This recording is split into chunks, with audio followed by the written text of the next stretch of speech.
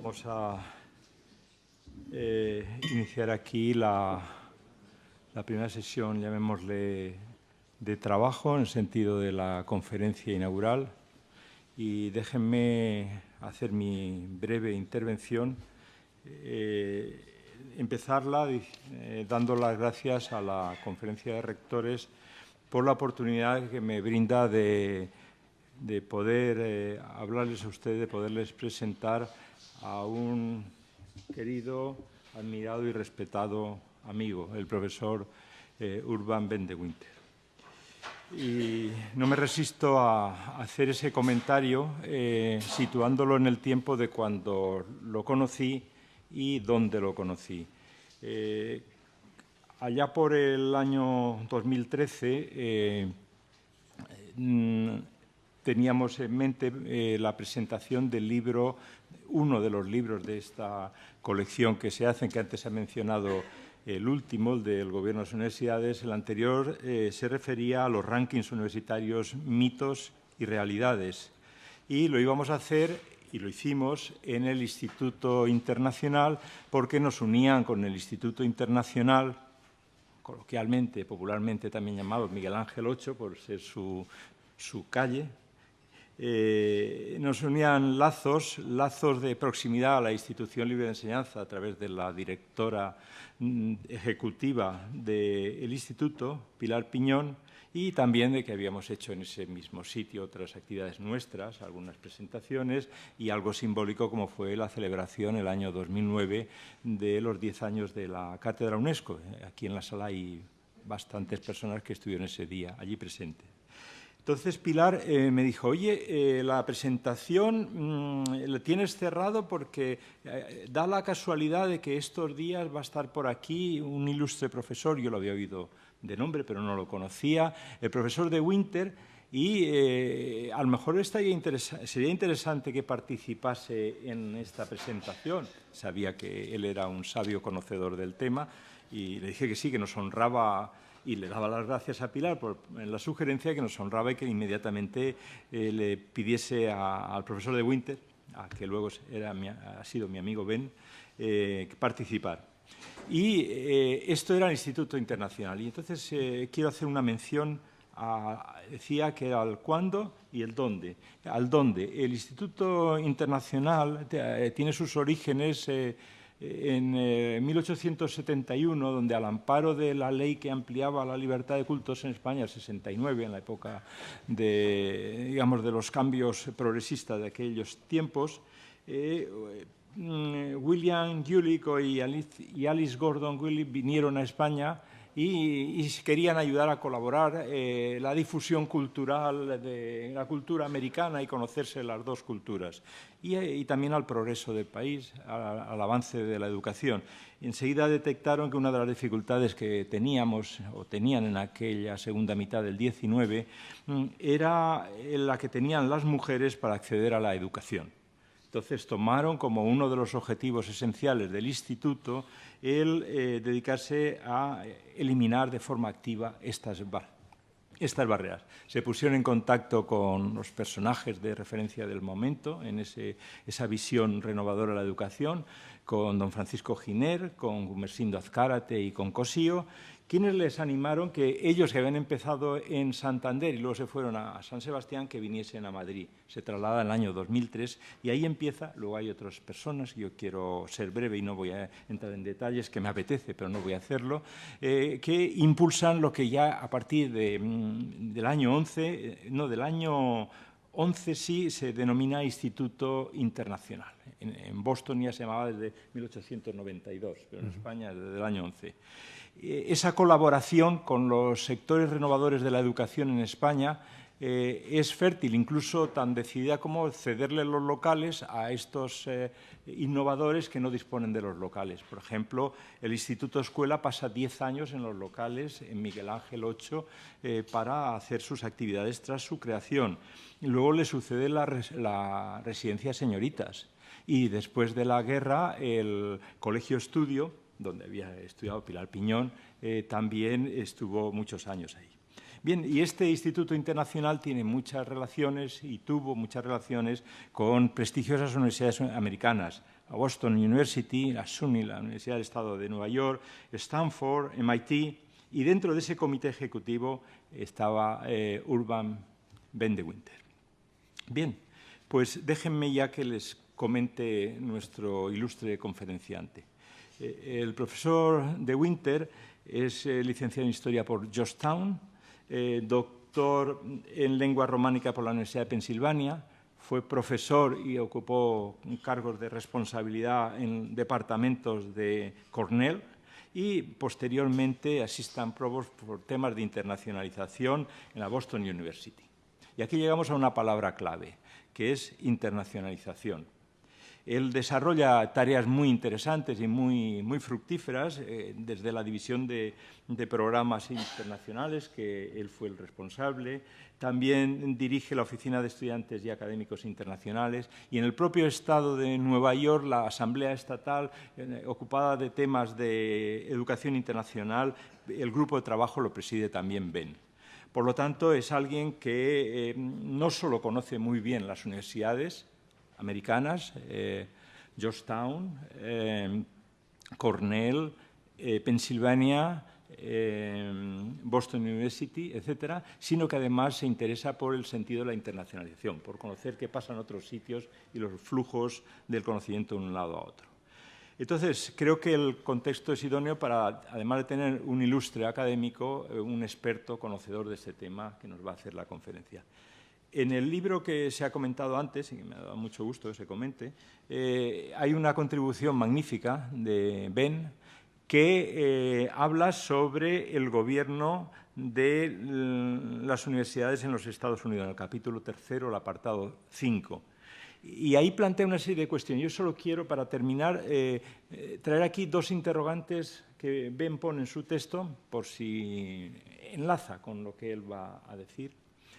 Una es, se pregunta si se puede relacionar la diferencia existente entre el Ministerio, el diseño, el perfil del Ministerio de Educación español con el Departamento de Educación norteamericano, con lo que es uno en un sitio y el otro en otro.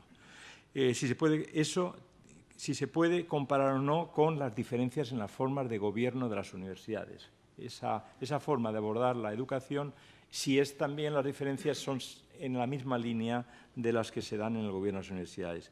Y luego forma parte incluso de su título de hoy otro interrogante, dice ¿cuál es el futuro del modelo norteamericano de gobernanza universitaria? Y termino diciendo algo que yo que he tenido el privilegio de que Ben me enviase sus notas, lo utiliza él, es decir, lo cojo de su texto, el comienzo, que es una cita de Ortega, pero que refleja mucho ese espíritu y por eso he subrayado lo de la internacionalización como palabra clave. Cita aquello de Ortega de búsquese en el extranjero información, pero no modelo. Es decir, esto que a veces dice, bueno, es que en otro ambiente las cosas son diferentes. Ese no es el planteamiento que Ben de Winter, estoy seguro, nos va a hacer. Es decir, cómo hacer en España lo mismo, cómo el modelo aquel aplicarlo aquí, sino la reflexión es mucho más culta, mucho más profunda. Y, en definitiva, les quiero decir que tenemos con nosotros un magnífico, excepcional universitario y con él les dejo. Ven cuando quieras. Bueno, Paco, muchísimas gracias, ¿no? Efectivamente, he pensado varias veces en esa ocasión en el Instituto Internacional y hace 2 o 3 años, cuando efectivamente fue la gran suerte fue mía, ¿no? De conocer al profesor Michavila y de poder colaborar en ese caso hablando de los rankings. Y de ahí, pues, sobre otros temas y que nos lleva hoy a estar juntos aquí. Debo decir que ha sido para mí un enorme placer de conocer a Paco, de conversar con él sobre temas muy variados y de colaborar en cuanto pueda en cualquier asunto que él me pida, ¿no? Así que verdaderamente es un gran honor y me alegro mucho de estar aquí. Asimismo, quiero pues, agradecer a los rectores, varios que he conocido ya, y y sobre todo, claro, en particular a los rectores de la CRUE, al presidente Segundo Piris y a Juan Juliá y todo el equipo de la CRUE que me ha invitado y que me ha dado pues, ese honor de participar en la reunión que tenemos hoy. Debo decir una cosa que no había pensado decir cuando primero Paco me había propuesto la idea de venir a hablar aquí. Y es claro, las elecciones, ¿no?, que hemos tenido en Estados Unidos. Y el día después de las elecciones, o sea, las elecciones del 8 de noviembre, en la mañana siguiente nos despertamos todos con una nueva situación política, económica, social, etcétera, ¿no? Y había tantas peticiones de información, pidieron información sobre cómo pudieran emigrar al Canadá para escapar de lo que parecía totalmente absurdo en nuestro país.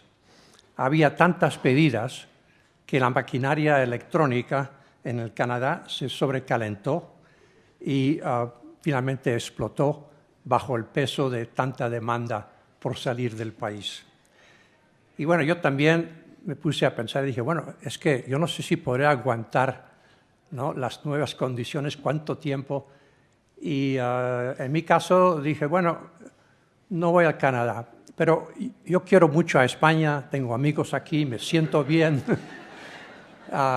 Cada vez que vengo, sea unos días, unas semanas o un semestre o un año, me siento en casa, vamos, ¿no? Muy, muy agradable, muy ameno. Y entonces, hombre, me voy a España, ¿no? Pero luego pensé, jamás es bueno escapar de una situación, o sea, ir a un sitio solo por el escape, ¿no? Eso no cae bien. Me gusta venir a España cuando pueda venir, etcétera, ¿no? Y creo que tampoco habrán muchos que se van a escapar al Canadá, ni yo a España, ¿no? Aunque pudiera vivir aquí con más tranquilidad, por lo menos para los 2 años y luego nuevas elecciones para ver lo que va a salir, ¿no? Pero bueno, creo que en lugar de escapar es más bien hora de denegación, de rechazo, de esa visión negativa y destructiva que hemos visto durante un año, ¿no? Y volver a reconstruir lo que es nuestro país. Efectivamente, vivimos en tiempos difíciles, no cabe duda, pero personalmente tengo confianza en nuestra democracia. Como dijo Hillary Clinton en su primer discurso público de ayer, ¿no? We have work to do. Tenemos mucho que hacer. Y creo que eso es exactamente lo que todos debemos hacer, yo incluso en mi propio país, y ya veremos, ¿no?, cómo sale todo esto. Así que, como tenemos mucho que hacer, pues quiero empezar con mi ponencia, que se titula entonces Medio siglo de gobierno compartido, un proyecto en retirada. Y a ver si lo...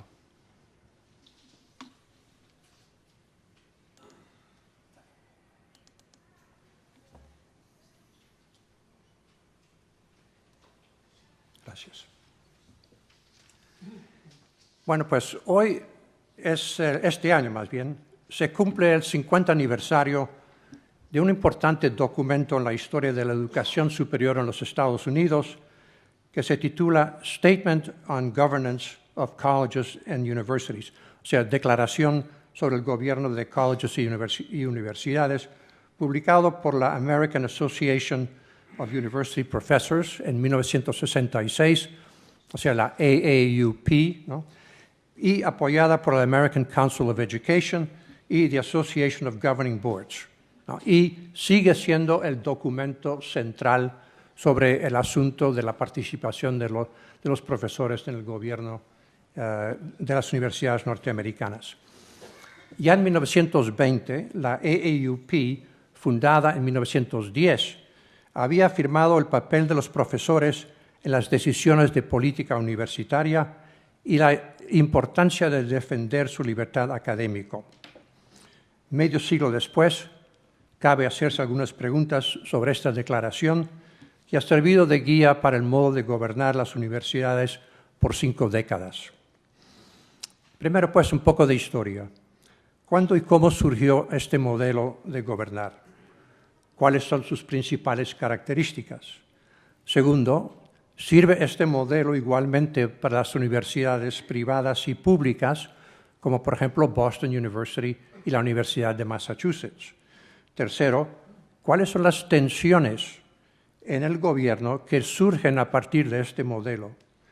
¿Cómo se evalúa la eficacia del gobierno de las universidades? Y, por último, son el concepto y la práctica del gobierno compartido, tal como ha existido en los Estados Unidos, un proyecto todavía en elaboración, a work in progress, o más bien en retirada. Es justo preguntarse también si este modelo o algún aspecto de este modelo vale para universidades en otros países, pues efectivamente, aunque compartimos los valores humanos del oeste en ambos lados del Atlántico, sí hay diferencias importantes entre los dos sistemas, ¿no? Y entonces, esto es lo que se debatirá seguro. Esta pregunta la debatirán luego mis colegas a lo largo de esta reunión, a la que asisto con sumo interés. Una mirada al pasado, así a vuelo de pájaro, ¿no?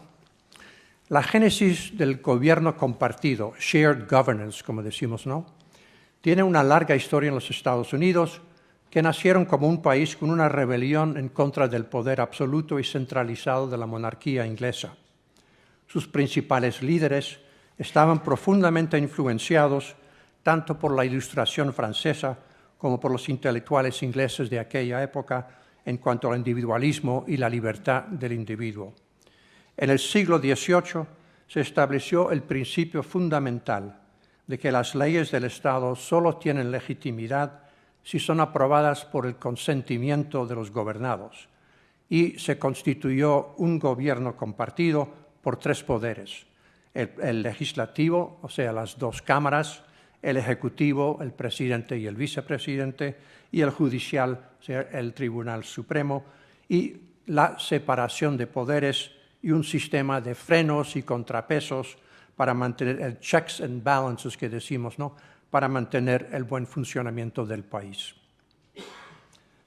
Varios historiadores norteamericanos han hecho hincapié en las diferencias que han existido desde el principio en el modo de gobernar en los Estados Unidos y Europa. Frederick Jackson Turner, por ejemplo, en una serie de conferencias muy influyentes reunidas en 1920 bajo el título The Frontier in American History, la frontera en la historia americana, propuso lo que se llama la tesis fronteriza, según la cual el americano se liberó de la mentalidad europea, creando algo nuevo al avanzar inexorablemente hacia el oeste. Siendo hijo de la frontera, no necesitaba ejércitos permanentes, iglesias establecidas, aristócratas o nobles terratenientes, y menos aún cualquier forma de gobierno intruso.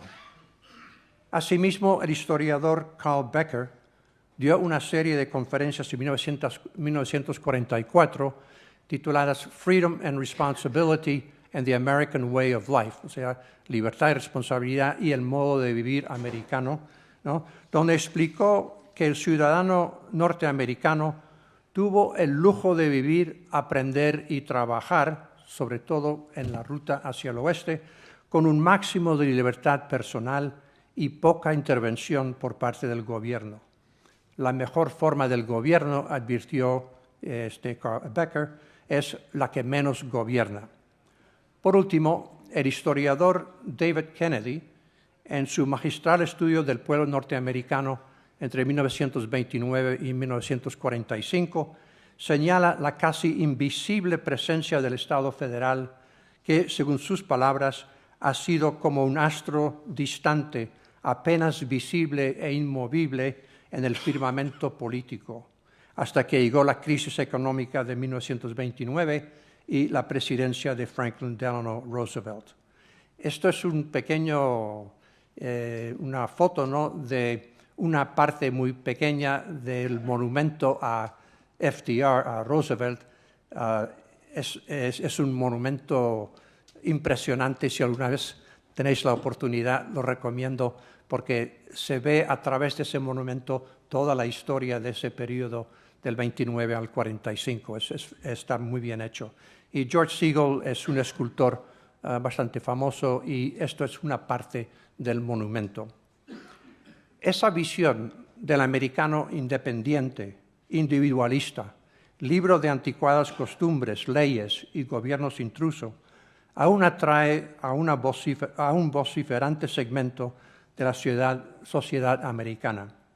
Muchos ciudadanos aún piensan hoy que el Estado federal estorba la vida normal del individuo y la sociedad.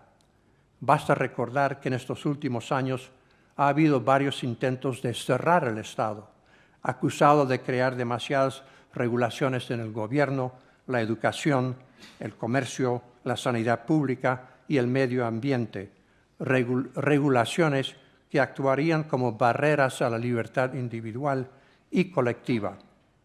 Además, para la opinión pública en general, no existe innovación ni buena calidad donde no hay competitividad, que no solo en la economía, pero en todos los sectores públicos y privados se debe competir para obtener los mejores resultados. De ahí la disminuida influencia de los sindicatos laborales en Estados Unidos, que tuvieron su apogeo entre, digamos, la época de Roosevelt hasta 1980 a lo más, ¿no? O sea, nuevamente ha disminuido mucho a partir del presidente Reagan, que estuvo en el gobierno del 81 al 89, y fue Reagan que lanzó la famosa frase: el Estado no es la solución, es el problema. Dicho eso, las instituciones públicas y privadas también han colaborado en muchas áreas, por ejemplo, en la construcción de gigantescos museos, bibliotecas, laboratorios, etc. Paso un momento a algunas características que creo son esenciales de la educación superior en los Estados Unidos.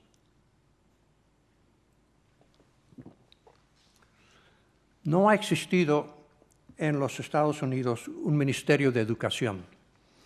En 1953, bajo el presidente Dwight Eisenhower, se creó el Departamento de Health, Education and Welfare, ¿no?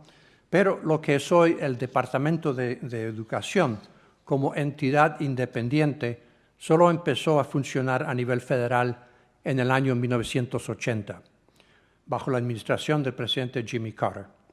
Ha sido el departamento más pequeño del gobierno federal. No establece universidades, no tiene ningún poder en cuestiones de currículum y no controla la calidad de la educación. Desde 1980 hasta hoy, hubo incluso promesas de eliminarlo por completo, cosa que será posible en esta nueva administración. Y si no, por lo menos algunos cambios esenciales que tal vez señalaré un poco más tarde.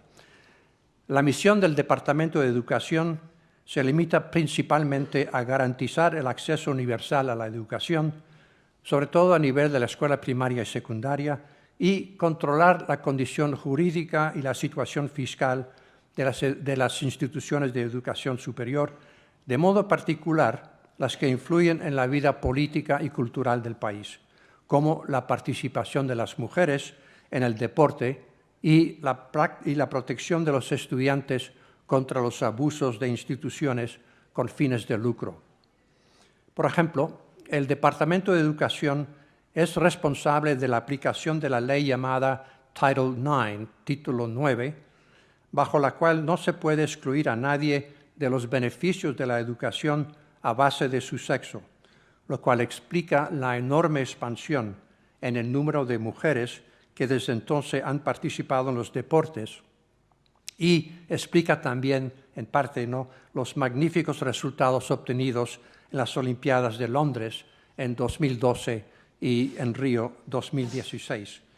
Las mujeres, por ejemplo, en Londres ganaron 58 medallas versus los hombres 45. En Río lo mismo, 61 medallas frente a 55. O sea que el título 9 ha sido muy importante en la vida cultural, social, educativa, ¿no?, de los Estados Unidos. Asimismo, en el departamento, este año el departamento, juntamente con el Departamento de Justicia, proporcionaron directrices para el uso de los servicios sin discriminación sexual en las universidades y edificios públicos.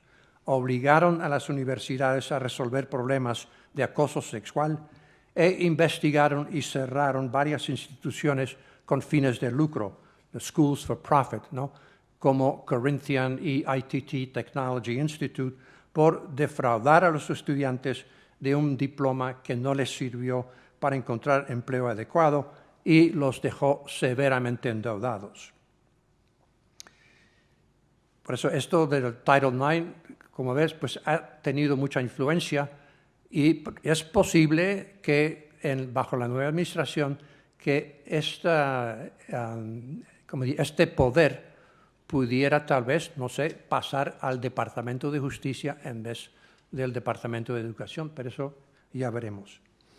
Finalmente, cabe señalar también que las universidades norteamericanas son simultáneamente centros de investigación y docencia, frente a los centros exclusiva o casi exclusivamente dedicados a la investigación, como son, por ejemplo, el CNRS en Francia, el Consejo Superior de Investigaciones Científicas en España o las academias científicas en China y en Rusia.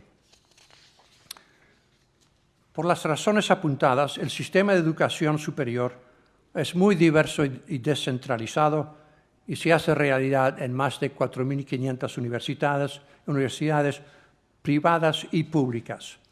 Si las grandes universidades comparten la triple misión de enseñar a aprender, investigación, descubrimiento y servicio al público, ¿no?, cada college o universidad es libre de crear su propio modo de gobernar conforme a su misión particular.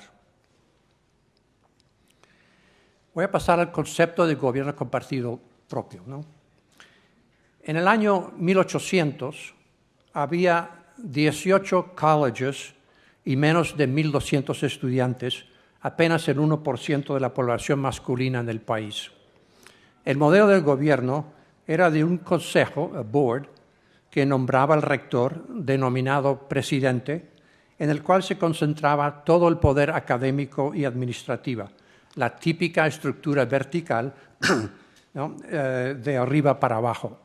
Y los maestros enseñaban principalmente griego, latín, con algo de ciencias, matemáticas, teología.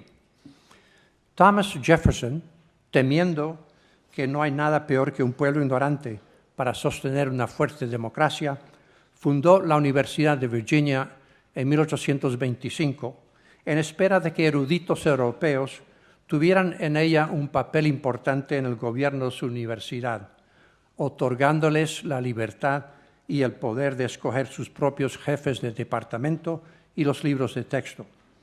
Pero se trata de un caso todavía muy aislado que tuvo poco impacto en la sociedad y en el modo de gobernar las universidades en esa época.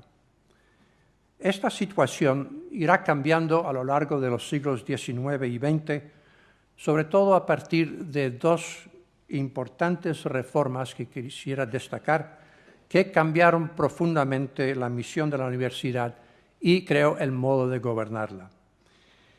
La primera fue lo que llamamos el Moral Land Grant Act de 1861-62, con luego nuevas leyes en el 87 y 1890, que inauguró el desarrollo de las grandes universidades públicas como Indiana, Michigan, Michigan State, Wisconsin, Penn State, etc., dedicadas al estudio e investigación científica de la agricultura y las artes mecánicas y prácticas. para contribuir, desde luego, al desarrollo económico del país. Los maestros de los colleges, ¿no?, de los 18 colleges, se convertirían en profesores o expertos que obtuvieran mayor influencia en el gobierno de las universidades. Estas, a su vez, empezarían a competir entre ellas y con las privadas por los mejores investigadores y eruditos, de que cambia de una manera importante, ¿no?, el perfil del profesor. La segunda reforma principal, ocurrió en los años posteriores a la Segunda Guerra Mundial, especialmente bajo el liderazgo de Vannevar Bush, el ingeniero electrónico de MIT, administrador del Manhattan Project, fundador de Raytheon y promotor de la National Science Foundation y otras organizaciones científicas como el National Institute of Health, que impulsaron el desarrollo de lo que viene llamándose Big Science, ¿no?, la ciencia a lo grande. Aquí, por ejemplo, en esta foto, es una foto de una placa que dedicó la MIT a Vannevar Bush por las contribuciones esenciales, no solo a la universidad, a todo el sector universitario, pero también al bienestar del país. Es una figura inmensamente importante, creo yo, en el desarrollo de la universidad norteamericana en los años de la posguerra. En 1944, Franklin Roosevelt escribió una carta a Bush, a Vannevar Bush, y pidiéndole que le aconsejara cómo pudiera el país aplicar los brillantes resultados de la ciencia en tiempo de guerra a las grandes necesidades del país en tiempos de paz. En el informe de Bush, titulado Science, The Endless Frontier, que se escribió en 1945, La ciencia, la frontera sin fin, se ve claramente cómo en ese momento el Estado y la universidad colaborarían estrechamente para resolver los grandes retos de la segunda mitad del siglo XX, de hecho transformando la universidad y el modo de gobernarla. En su informe, Bush sostiene la importancia de la investigación básica en las ciencias, así como en la medicina y la defensa, la necesidad de constantemente renovar el talento científico y el importante papel de las universidades en la creación de un pueblo bien educado, cosa que el Estado es incapaz de hacer por sí mismo. Aludiendo a las universidades surgidas del Acta Land Grant, Morrill Act, recién mencionadas, dice Bush, y cito, durante muchos años el Estado sabiamente apoyó la investigación en las universidades de agricultura, cuyos beneficios han sido enormes. Ha llegado el momento, dice él, de extender ese apoyo a otras áreas. Fin de cita. Así pues, en la época de oro económica, el economic boom, después de la guerra, de la ciencia, y de big science, y también, además de la ley de aceptación de los soldados vueltos de la guerra, el famoso GI Bill de 1944, aumentaría exponencialmente el número de estudiantes, profesores, personal no académico y centros de investigación. Se abre una época de gran competitividad en la que los profesores se trasladarán fácilmente de un centro académico para otro en busca de mejores condiciones laborales. No debe sorprender, pues, que precisamente en estas condiciones económicas y políticas favorables para los profesores apareciera en 1966 la declaración de la AAUP sobre el principio de gobierno compartido, de shared governance. Y también, sí, debería mencionar el efecto Sputnik en el año 57, que fue también como otro choque, para el desarrollo de la ciencia a lo grande. El gobierno compartido entre el Consejo de Administración, the Board of Trustees, el presidente o Chief Executive Officer y el cuerpo docente investigador, the faculty, es una idea poderosa y un ideal democrático muy atractivo, pero dudo que fuera jamás una separación de tres poderes iguales, sino más bien es un proceso, ¿no?, dinámico y flexible que se basa en el reconocimiento y respeto de cada uno de los tres socios principales y que cambia según el que tiene la mayor ventaja en cada momento. La confianza mutua es imprescindible, así como la capacidad de colaborar y persuadir sin forzar. Yo diría, pues, imagínese no un perfecto triángulo equilátero, sino más bien tres círculos superpuestos, dejando un espacio libre donde convergen los tres poderes. El documento de 1966 añade un breve párrafo nomás sobre el papel de los estudiantes, únicamente para señalar los límites de su participación en el gobierno de la universidad. ¿No? Dice en el documento, students do not in fact have at present a significant voice in the government of colleges and universities, etc. Y ese es el único párrafo.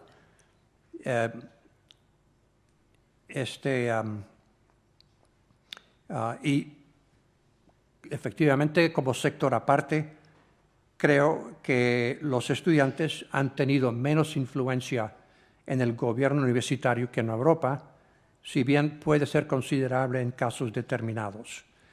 Debería añadir, ¿no?, que se podría arguir fácilmente que los movimientos estudiantiles ahí por los años 68, 70, 72, en Berkeley, en Michigan, el Students for Democratic Society, todo eso, que parece que los estudiantes han tenido un poder enorme en cambiar la universidad.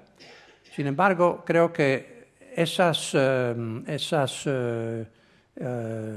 intervenciones, digamos, ¿no?, fueron más bien reclamas en contra de la guerra del Vietnam y contra los abusos de las leyes y sobre todo de la sociedad donde había mucha discriminación social, ¿no?, sobre todo contra los negros y afroamericanos y otros grupos. Pero no creo que fundamentalmente haya cambiado el modo de gobernar. Si bien, como digo, en casos concretos, los estudiantes americanos a veces, sin tenerlo legislado como está en otros países, tienen una influencia muy grande en casos determinados. Por último, diría que la misma declaración del 66 no hace mención de los sindicatos laborales. Voy a pasar entonces a las funciones de los tres miembros, los tres socios de este triángulo, si quieren, ¿no? El cuerpo, primero, la Board of Trustees. El Consejo Administrativo representa el bien público, aprueba la misión y los objetivos de la universidad, supervisa de modo general todos sus programas, su situación económica y el buen orden del campus. Asimismo, otorga al presidente la autoridad de impartir títulos, degrees, ¿no?, con la aprobación de los profesores, aprueba toda nueva construcción, nuevos programas académicos e iniciativas de mayor alcance y aprueba la propiedad de cátedra, ¿no?, el tenure, ¿no?, de los profesores y en general pues tiene la responsabilidad del estado de salud de todo el campus, desde la situación económica al prestigio de sus programas y el bienestar de la institución. Las aportaciones individuales de los consejeros influyen de modo directo e indirecto en el gobierno de las universidades. Pero no cabe duda que el papel esencial del Consejo ha sido el de encontrar y nombrar un excelente presidente para dirigir la universidad. O sea que, además de su responsabilidad fiduciaria, que es fundamental, realmente, y no creo que exagera, la función principal es encontrar, ¿no?, un presidente brillante para dirigir la universidad. El Consejo administrativo de Boston University. Aquí quiero comparar un poco lo privado con lo público. Consta de 32 miembros nombrados por el Comité Ejecutivo, además de 37 miembros de lo que llamamos the Board of Overseers, un consejo universitario de inspectores, sobre todo de inspectores de programas académicos. Bueno, y aquí, bueno, déjenme poner. Mientras que en Massachusetts, la Universidad de Massachusetts tiene un total de 12 miembros, 19 miembros con derecho a voto, designados por un periodo de 5 años, máximo de 10 años. 16 de ellos son designados por el gobernador del estado, 2 estudiantes por 1 año solo y un miembro de los trabajadores organizados, y ahí está hay una diferencia también, ¿no? Más 3 miembros ex oficio, que son normalmente el presidente y otros administradores, ¿no? El presidente de la Junta es nombrado por el gobernador. Ahora, déjame ver si, ¿cómo hago esto?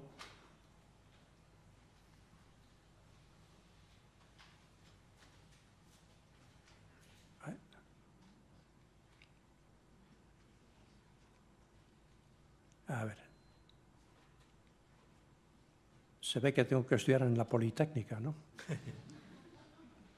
Es para darle con el hyperlink. Y con esto... A ver.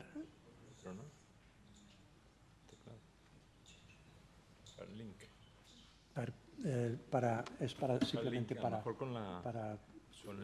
el hyperlink, ¿se puede? Ahí.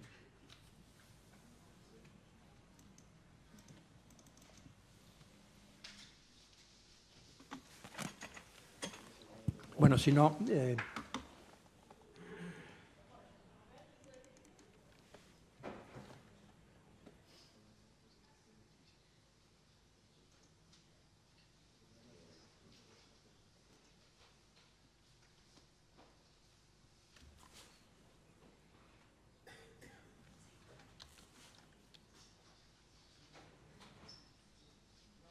bueno. Y entonces, ¿cómo se...? Esto ya con el ratón. Bueno, muy bien, muchas gracias. Así que solamente para decir, ¿no?, que se trata de 32 miembros, es una variedad de personas. Ups, ha desaparecido. Aquí está. Y...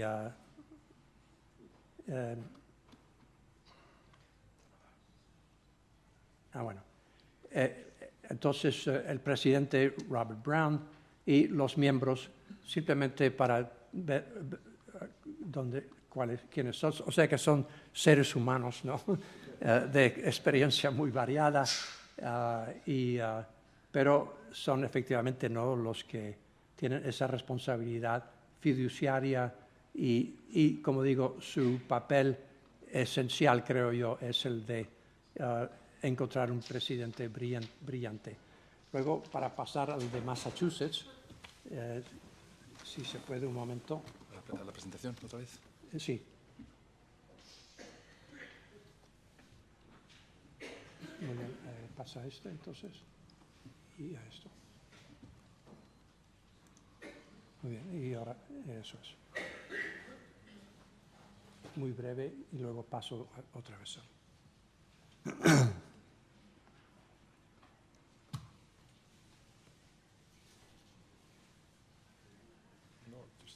Sí.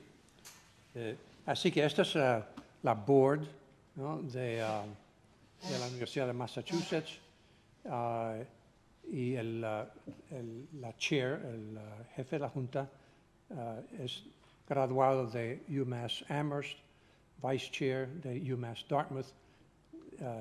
En fin, así pueden ver también un poco, ¿no?, el perfil, digamos, de esta board.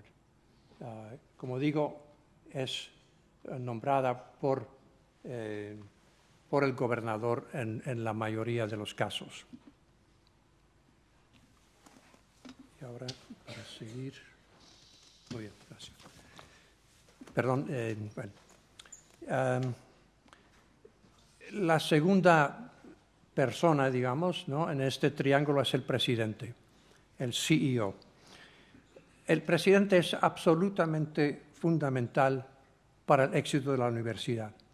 A diferencia de España, como sabemos, el presidente no es elegido para un plazo fijo, ni es un funcionario del gobierno, sino que es nombrado por el Consejo, en el caso de las universidades privadas, y por el gobernador del Estado en las públicas, entendiendo que el gobernador actúa reconociendo la pertinente autoridad del Consejo Administrativo.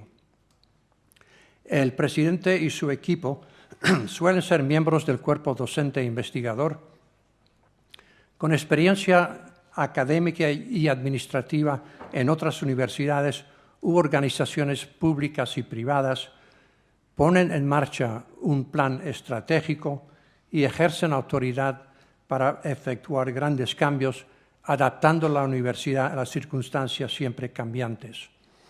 El actual presidente de Boston University, por ejemplo, ¿no?, hizo sus estudios en las universidades públicas de Texas y Minnesota, donde hizo su doctorado. Luego fue profesor de química en MIT, provost de MIT del 98 hasta el 2005, año en que fue nombrado presidente de la Universidad de Boston. El presidente de la Universidad de Massachusetts, que es pública, land grant, con 5 campuses, ¿no?, de Amherst, también Boston, UMass Boston, Dartmouth, Lowell y Worcester. Se graduó en la Universidad de Massachusetts, campus de Lowell, hizo su máster en administración pública y su doctorado en Suffolk University, que es universidad privada. Fue miembro de la Cámara de Representantes en Washington por 14 años, antes de ser nombrado canciller de la Universidad de Massachusetts en Lowell, durante 2007 a 2015, año en que fue elegido presidente del sistema de la Universidad de Massachusetts en 2015. Hay varios ejemplos de alto perfil políticos y otro personal no académico designados como presidentes de universidades. Cito, por ejemplo, a Dwight Eisenhower, que fue presidente de Colombia, Robert Gates, ¿no?, director de la CIA, Centro de Inteligencia, ¿no?, y también del secretario de Defensa, que fue presidente de Texas A&M y también del College of William and Mary, David Boren, que fue gobernador de Oklahoma y senador de Oklahoma, actual presidente de la Universidad de Oklahoma, Janet Napolitano, que fue fiscal general y gobernador de Arizona, antes de ser secretaria de Seguridad Nacional, y desde 2013 es presidente del sistema de la Universidad de California. La transición de políticos a la universidad, sin embargo, es todavía rara, si bien se ha notado recientemente mayor interés, sobre todo en las universidades públicas, pero hasta el año 2011 solo un 2% de los presidentes elegidos o designados fueron anteriormente políticos. O sea que todavía no es bastante raro, aunque personas de muy alto perfil sí han pasado a... Si la función esencial del Consejo es nombrar un presidente brillante, la del presidente, y no creo que exagere tampoco, aunque siempre hay parte de exageración, es procurar nuevos fondos públicos y privados para aumentar la competitividad de su institución, elevando su posición, su ranking en el plano regional e internacionales. Esta aspiración es común a las universidades privadas y públicas, aunque la prioridad del presidente de la universidad pública es presionar a la legislatura del Estado para obtener fondos para el sistema universitario. También deben los dos colaborar con empresas y otras organizaciones privadas y con los antiguos alumnos, los alumni, ¿no?, en el beneficio de los estudiantes y profesores de la universidad. Volviendo un momento al presidente de Boston, ven que, por ejemplo, la meta de Boston para conseguir nuevos fondos privados es de $1,000 millones entre 2012 y 2017, ¿no? Y para Massachusetts no tiene una figura global para el sistema, pero para UMass Amherst es de procurar 300 millones para el fin de este año, y UMass Lowell, que es más pequeña, y será su primer esfuerzo en esta área filantrópica, es de tener 125 millones para 2020. Se dirá con razón, sobre todo en sitios donde no existe esa fuerte tradición filantrópica, ¿no?, que es difícil procurar esa cantidad de fondos. Pero el público entiende que la búsqueda de fondos refleja el empeño de las instituciones públicas y privadas en mejorarse a sí mismas, ¿no? Según el US News and World Report, el campus de UMass ocupa el rango 74. Muy bien. Y Lowell, el de 152. Pero van haciendo ese esfuerzo. El público entiende claramente que ese esfuerzo por procurar esos fondos representa el esfuerzo de la universidad en mejorarse a sí misma, ¿no? Y tanto en la pública como en la privada, y en la pública, pues son fondos nuevos, privados, ¿no?, que hay que conservar. Bueno, esta labor filantrópica no es nada fácil, además que el presidente tiene que tener en cuenta, ¿no?, gobierno compartido y la seguridad y bienestar de todos los alumnos. En Missouri, por ejemplo, este año hemos visto el caso de que un business-minded presidente perdió su puesto, ¿no?, por no saber solucionar ciertos problemas en el campus, sobre todo de racismo, y también por querer vender una famosa editorial para ahorrar $400 millones, pero a la vez construir un nuevo estadio, aunque fuera con el apoyo del Consejo, y fue dimitido. Y será sustituido en marzo el año que viene por un profesor de ingeniería de Connecticut. Paso un poco más rápidamente, aunque al personal docente e investigador, que desde luego es importantísimo, ¿no?, en su participación, imprescindible también, pero creo que lo importante es señalar que suelen aconsejar y proponer, pero no decir. O sea, que tienen gran influencia, pero no puede decidir. Y tiene mucha responsabilidad, sobre todo en cuestiones de libertad académica, tiempo libre, etc., todas esas cosas. Participan en la asamblea, a través de la cual también, ¿no?, puede hacer sus recomendaciones al presidente. Tensiones administrativas a partir de este modelo claramente existen. Para que una universidad tenga éxito, cumpla su misión, ¿no?, pues necesita tres cosas fundamentales. Necesita espacio, puestos de trabajo vacantes y fondos. Sin eso, pues no hay universidad, se puede decir, ¿no? Y entonces estas tensiones, creo, son muy normales y previsibles. Y claro que en las públicas no hay menor independencia política y financiera que en las privadas. Debería mencionar solo que en el gobierno de las públicas, sobre todo, hay facetas, ¿no?, que son muy importantes. Por ejemplo, en las grandes universidades del medio oeste, del Midwest y del sur. No es casualidad, creo, que ahí se encuentran los mejores deportes a nivel nacional, ¿no?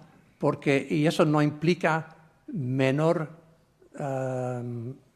calidad académica, solo que el deporte, sobre todo en esos estados donde hay pocas privadas, resulta ser algo muy importante para ganar más visibilidad, ¿no?, con el pueblo del estado y también con la legislatura. Así que a veces nos acordamos más de Joe Paterno en Penn State, el nombre del entrenador, ¿no?, o de Bear Bryant en Alabama, que del presidente de la universidad. Pero es que es importante, ¿no?, para los fondos. Y claro, quien controla los fondos, las tuitions, en cierto modo, pues controla luego el espacio, los puestos de trabajo, ¿no? Pero esas son tensiones que son muy normales, las sabemos, las conocemos, y hay modos de trabajar efectivamente, ¿no?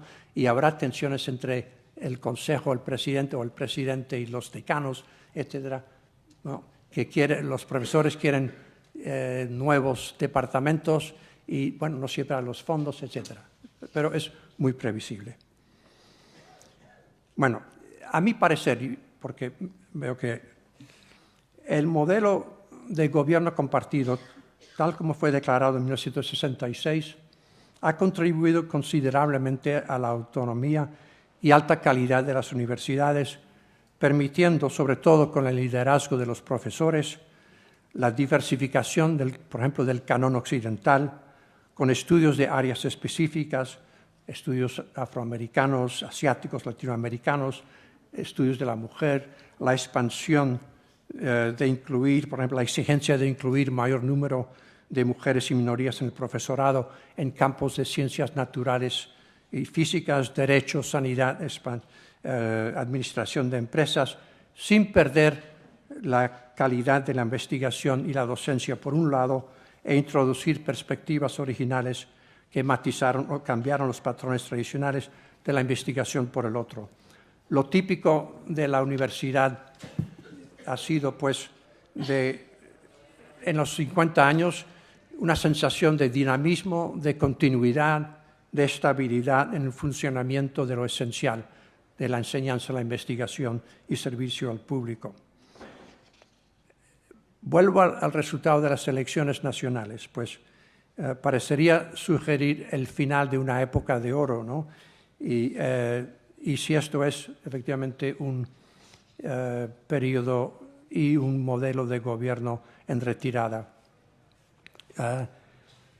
Sería fácil de perder en ánimo en este momento, pues no se puede ignorar que los resultados han sido en parte por los votos de personas no educadas en mayor proporción que de los centros donde hay más educación. Sin embargo, este modelo para nosotros creo que ha funcionado muy bien. Como digo, es dinámico, es flexible y siempre depende, es un proceso político que refleja en parte el modelo de compartir el gobierno en el país. En una reciente encuesta sobre el gobierno compartido, organizada por la Asociación de Gobierno, la Association of Governing Boards, 300 presidentes y miles de miembros del cuerpo ejecutivo afirmaron que esta forma de gobernar sigue siendo necesaria e importante no solo para nuestras universidades, sino para la educación superior en el país, y que aún existe buena confianza y buena fe entre las tres entidades, o sea, el Consejo, el Presidente y el cuerpo docente investigador. Sin embargo, señalaron también que a pesar de la claridad y vigencia del documento, cada una de las tres entidades no está debidamente enterada de las prioridades y actividades de los otros y que se necesita mejor información y mayor comprensión del valor que cada uno de los tres aporta. En particular, sin entrar en mucho detalle, los presidentes opinaron que solo el 20% de los profesores comprenden a fondo la labor de los consejeros y solo el 30% del consejo comprenden a fondo el trabajo de los profesores. Estos datos sugieren la urgente necesidad, por lo menos en muchas universidades, de abordar un nuevo y dinámico diálogo entre las tres entidades sobre el modo de gobernar a base de una misión compartida y una jerarquización de los valores de prioridades. Se esperaría no solo discutir la misión de la universidad en abstracto, sino de mirar hacia adentro y al fondo, como dijo un rector español hace un siglo, para evaluar y destacar los rasgos distintivos de cada una de nuestras universidades y colaborar integralmente en la creación de su propia excelencia académica y el modo de gobernarla en cada caso. Si las tres entidades no comparten una idea clara de la misión de la universidad, ¿cómo hemos de esperar que nuestro público nos comprenda y apoya? Pues bien, hay una serie de nuevas circunstancias que pongo ahí que afectan, no voy a entrar, pero efectivamente no. Hay muchas cosas que deberíamos tener en cuenta y es posible también que en las elecciones, que no hemos tenido suficientemente en cuenta todos estos problemas que existen en la otra mitad, digamos, del pueblo americano y que afecta mayormente a las universidades. Bueno, hace muchos años, cuando estaba estudiando, ¿no?, en la Universidad de Pennsylvania, es donde empecé a leer las obras de Ortega y Gasset y entre ellas, ¿no?, y bueno, por eso digo que, perdón, el modo de gobernar, vuelvo a decir, aún en nuestro país, no es el perfecto triángulo equilátero, sino más bien ese espacio donde convergen los tres principales socios, ¿no? Dijo Einstein alguna vez, y esto lo leí por primera vez en el despacho de un rector en Suiza cuando íbamos a firmar un acuerdo de intercambio, y dice, la teoría es cuando se sabe todo y nada funciona. La práctica es cuando todo funciona, pero nadie sabe por qué. Y bueno, y así también Ortega, ¿no?, dice, la raíz de la reforma universitaria está en acertar plenamente con su misión, darle su autenticidad y no empeñarnos en que sea lo que no es. Nosotros estamos luchando, ¿no?, para ser lo que debemos ser. Pero, como dijo Ortega muy sabiamente, búsquese en el extranjero información, pero no modelo. Nuestro modelo pues tiene una larga historia. Espero que la información pueda ayudar de alguna forma, ¿no?, a la discusión, al debate de cuál es el modo de gobernar las universidades en España. Muchísimas gracias.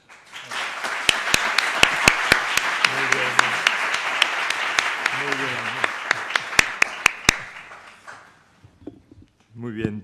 Muchísimas gracias, profesor de Winter. Tenemos máximo 10 minutos, entre 8 y 10 minutos para preguntas. Luego está también el tiempo del café, se puede aprovechar y abusando de la conocida generosidad de Ben, robarle parte del tiempo al café para más preguntas. Pero vamos a empezar. ¿Quién quiere intervenir? Profesor Villa. Manuel Villa. Pero yo creo que es por temas de grabar. La referencia a las universidades norteamericanas, que me parece interesantísimo, quisiera hacerle una pregunta en la vía opuesta. ¿Hay algún interés por el modo de gobernanza de las universidades europeas en Estados Unidos? ¿Y hay algún ejemplo que usted pudiera ilustrarnos como característico de esa preocupación? Bueno, pues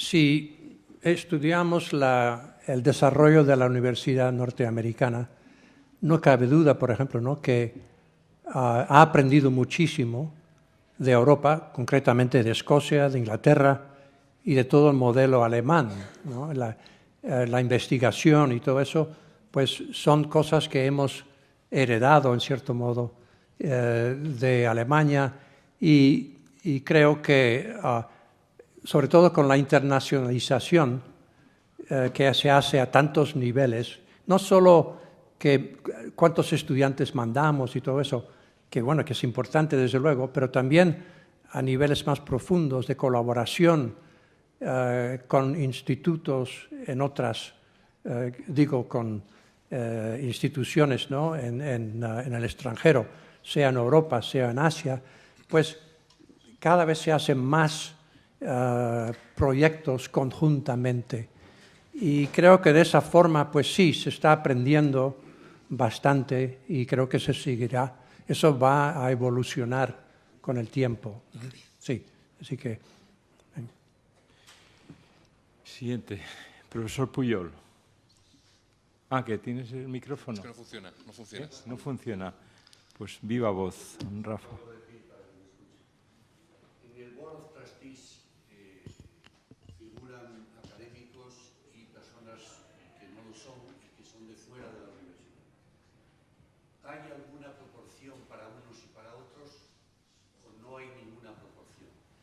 En el caso de las privadas, yo diría que en realidad no hay proporción en ese sentido, mientras que en la pública, como ha visto, pues ahí sí, ¿no?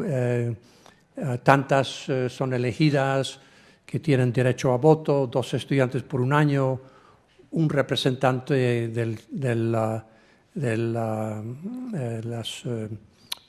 ¿cómo se dice? Las unions, ¿no? Los sindicatos laborales, etcétera. Lo que vemos, por ejemplo, hay, por ejemplo, en las privadas también hay representantes del cuerpo docente e investigador, pero no está legislado, digamos, ¿no? Tanto como en otros, en este país o en otros.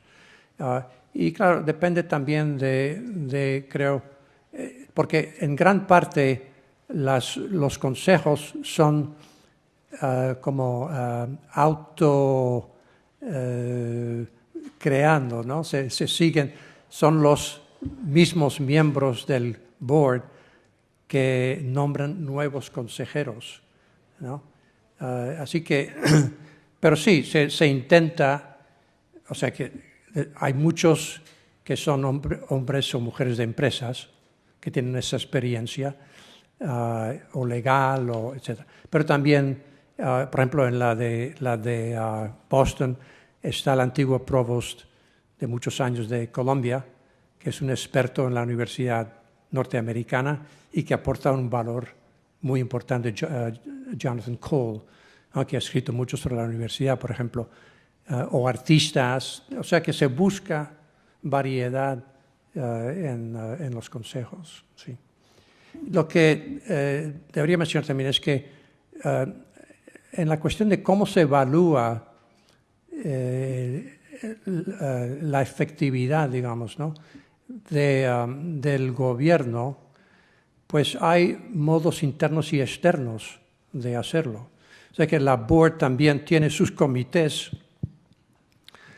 estrictamente para analizar cómo funciona el gobierno de la universidad y si hay problemas, si hay conflictos, por ejemplo, de interés y todo eso. Y lo mismo que tiene sus estatutos, o sea, dentro de la board, ¿no? Sus leyes para... Y también hay que decir que tanto las públicas como las privadas se someten a exactamente las mismas asociaciones públicas, ¿no? Que también, por ejemplo, en Boston, tanto la Universidad de Massachusetts como la Boston University se someten a la New England Association of Schools and Colleges, que es un cuerpo regional que tiene documentos, por ejemplo, en el caso de NIASC, el documento número 3, que explica exactamente qué es lo que se debe evaluar, ¿no? En el gobierno de la universidad. O sea que hay modos, ¿no? De tanto externos como internos de evaluar la eficacia, ¿no? De esta forma de gobierno. Muy bien. Profesor Senenbarro. Solo quería saber si el presidente de una universidad tiene total libertad para nombrar a su equipo de gobierno. Pues mayormente, digamos, sí, casi todo, sí. Bien, el presidente, bueno, el segundo puesto clave es el provost, ¿no? O en algunos casos se llama el Vice President of Academic Affairs. Y también exagero un poco, diríamos que el presidente tendrá la vista hacia el exterior de la universidad, trabajando con los trustees y toda la parte exterior de la universidad, si bien tiene que cuidar mucho de lo que pasa, pero su provost es esencial para toda la parte académica y el provost es aprobado por el cuerpo administrativo, la Board of Trustees, pero yo creo que efectivamente no, es tal vez la selección más importante del presidente y tiene libertad. Los cargos altos como el provost, tal vez el Senior Executive Vice President para asuntos no académicos, en ciertos casos como decanos, digamos, de derecho, de negocios, pues también el cuerpo ejecutivo los aprobará, pero siempre con la recomendación del presidente. Sí, ha habido un caso muy particular que tal vez habrán oído en la Universidad de Illinois recientemente, que habían ofrecido un puesto a un profesor de Virginia Tech para que viniera a trabajar, ¿no?, en la Universidad de Illinois con propiedad de cátedra, o sea, con tenure.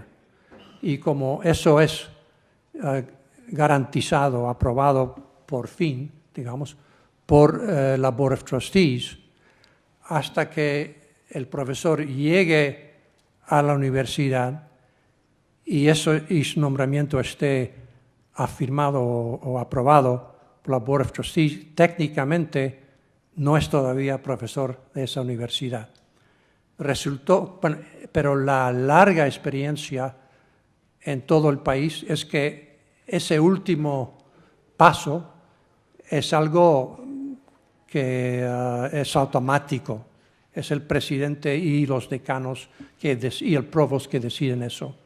Pues en último momento, o sea que el profesor empieza a enseñar en septiembre, aún sin haber tenido la aprobación final, ¿no? Pero es que entonces sucedió ese problema que por motivos políticos, etcétera, que sucedieron en los meses de junio, julio, agosto, que se retiró ese nombramiento, la provost lo retiró, se armó un escándalo o sea que pero fue una cosa muy, muy rara, ¿no? Una última, pero por favor muy breve pregunta, porque me están recordando que vamos fuera de tiempo. Sí, muy buenos días. Con razón. Sí. Buenos días. Simplemente dos preguntas. La primera sería, ¿en qué medida está condicionada la forma de organizarse y de gestionarse las universidades con las áreas de conocimiento que las hacen ser importantes en determinados campos? Es decir, ¿tienen las universidades de corte tecnológico una forma de organización y de gestión algo distinta a lo que en Estados Unidos son los liberal arts colleges o existe verdaderamente una fórmula absolutamente común independientemente del área de conocimiento? Y la segunda pregunta sería, ¿de qué forma ya es 1 millón de estudiantes extranjeros en la universidad en Estados Unidos que embarca o que desembarcan en Estados Unidos? Veo un roster de personas, veo poca diversidad, todo nacionalizado, producto nacional. Veo de qué forma está o no influyendo las demografías en el student body, en lo que es la parte del governance, ¿no? Porque desde luego sí que está habiendo una tensión, como usted señala, en lo que es en el faculty body. No existe verdaderamente una réplica, unas proporciones de diversidad en el claustro como sí existen en el student body en muchas universidades en Estados Unidos, y me pregunto si se están abriendo nuevas fórmulas de gestión y de dirección estratégica en las universidades acomodándose a una nueva realidad. Simplemente era eso. Gracias. Si es posible, yo lo que propongo es que conteste la primera y, como Ben está dispuesto en el café a continuar, esa segunda pregunta, por favor, porque es que hay otras peticiones que no ha sido posible atender. Entonces, vamos a hacer solo esta y, por favor, Ben muy breve. Sí. Pues brevemente, ¿no? Yo creo que el sistema que he descrito, eso del cuerpo ejecutivo, los profesores y el presidente, es algo que de un modo u otro pues funciona en los públicos, privados, colleges y universidades. Puede cambiar de alguna manera. Por ejemplo, Harvard tenía durante muchísimos años un cuerpo ejecutivo de 5 o 6 personas y que se perpetuaban constantemente, ¿no? Sin muchos cambios. Y bueno, era así. Con respecto a los campos, que eso es importante, las disciplinas, las áreas académicas y eso, pues sí, claro, ciertas universidades tienen tradiciones de ser muy fuertes, ¿no? En ciertos campos y van a buscar más fondos públicos y privados para continuar ese trabajo. Por otro lado, también puede eso cambiar. Por ejemplo, en el área de Boston hay una concentración magnífica con MIT, Harvard, Boston University y otras en ciencia y tecnología, ¿no? Y entonces colaboran y compiten entre ellas para mejores fondos, mejores profesores. Se pasa el provost de MIT a BU ser presidente, un profesor nuestro de BU se pasa a MIT. Eso. Ahora, una de las cosas más difíciles siempre es cómo se elimina ciertos departamentos y se crea otros, ¿no?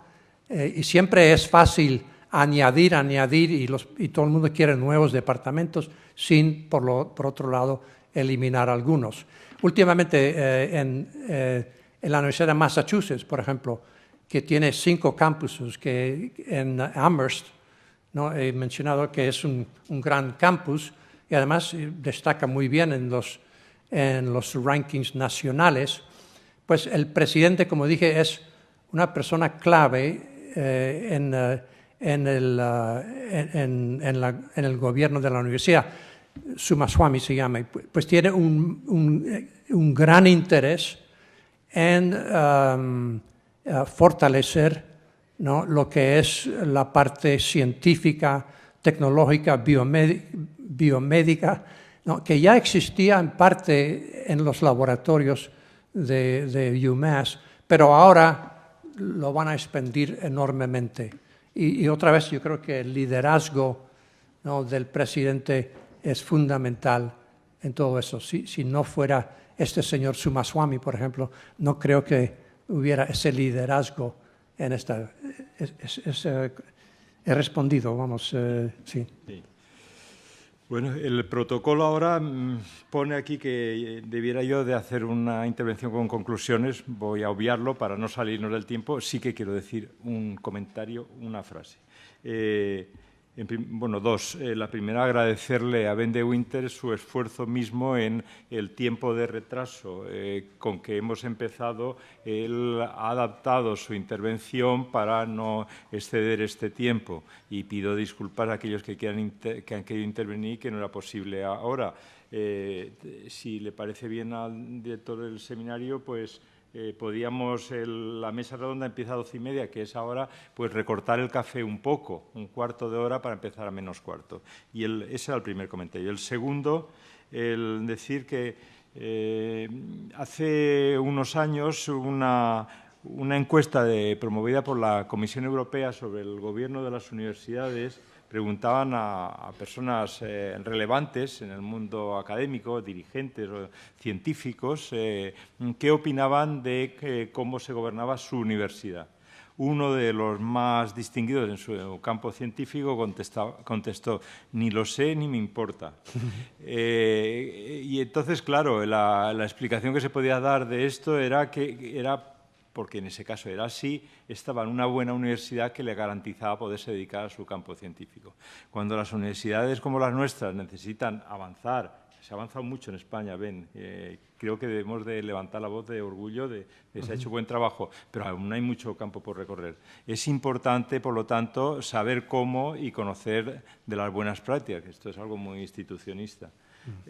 Así que yo creo que tu intervención es magnífica y en la intervención hay, y con esto concluyo mi comentario, hay algo importante y es el sentido de flexibilidad en el gobierno de las universidades que permanentemente está en la visión, flexibilidad de un sitio a otro y flexibilidad en el tiempo. Recuerdo en la Penn State, la querida Penn State, cómo en pocos años cambió la estructura de gobierno desde principio de este siglo hasta ahora, y a veces esos cambios provienen de incorporar personas valiosas en la estructura de gobierno y darles, porque son valiosas, un juego mayor, como pasó con el actual provost de Penn State. Bueno, pues muchísimas gracias a todos y a menos cuarto, el rector Tiana, tomas la conducción. Gracias. Una indicación para tomar ahora el café. Según salimos de la sala, nos vamos a mano izquierda, giramos nuevamente a mano izquierda y una sala que se llama sala de recepción. Ahí